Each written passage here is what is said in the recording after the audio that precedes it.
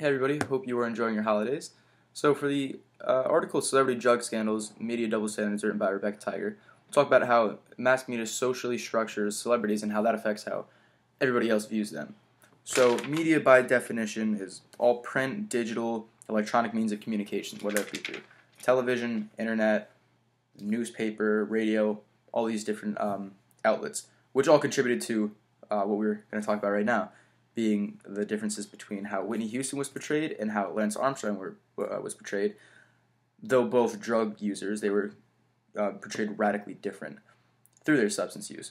So, for example, Whitney Houston, when she died, she had cocaine in her system, and this man, John Caramanica, I believe that's how, maybe how it's pronounced, had said that she was always so messy, or the Whitney Houston we knew previously wasn't the real her, and she was just casted as an addict to everybody, which kind of overshadowed all of the accomplishments that Whitney Houston had contributed to society, before that.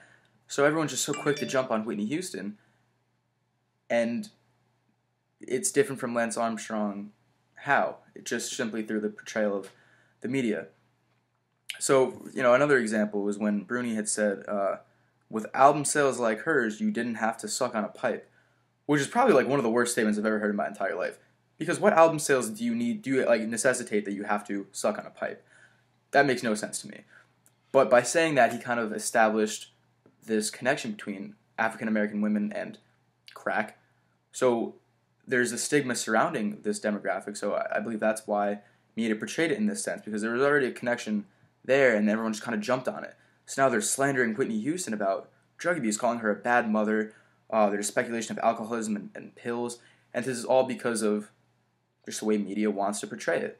Now, Lance Armstrong was obviously like a cyclist. He had 7 Tour de France's that were eventually stripped from him, but he had the use of EPOs, which were just performance-enhancing drugs. And then people were just jumping on him like, hey, it's just to maximize the performance of natural talents. That was an actual quote, which is different from, performance-enhancing drugs. I don't know how. And then there were people that were writing that, they argued that this did not come from blood packing. It came from getting on his bike and riding, was his performance, and how he was so good at it. So this is somebody that had zero credibility. They were just talking out of nowhere with apparently all this information that they had, saying like, yeah, no, that's not true. He just rides his bike. So he was defending him with no actual evidence.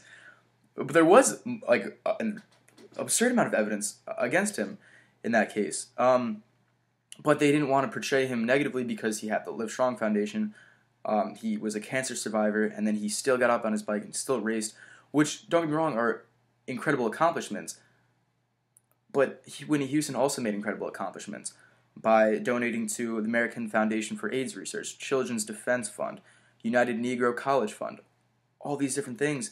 But now she's portrayed differently than Lance Armstrong just because of the way media wants to. So that's an example of gatekeeping, because media just wants to portray Whitney Houston in this respect and wants to portray Lance Armstrong in this respect, and that's just how it's done because that's what they have decided on. Of course, there's altering opinions on each side, but that's not how media had delivered it. So gatekeeping, and through fundamental ideologies, I think that this is an example of conflict theory, because there's just a clear difference in ethnicity and class and race that separates them, and that's potentially why they're portrayed so differently. So again, with the connection of crack cocaine to Whitney Houston, she was portrayed as an addict, possibly because of that connection, and because Lance Armstrong was this white upper-class athlete, he was portrayed as, he messed up, but he's still a great dude. So I believe that would be conflict theory in that sense. So thank you so much for watching. I hope you enjoy the rest of your break. Have a great rest of your day.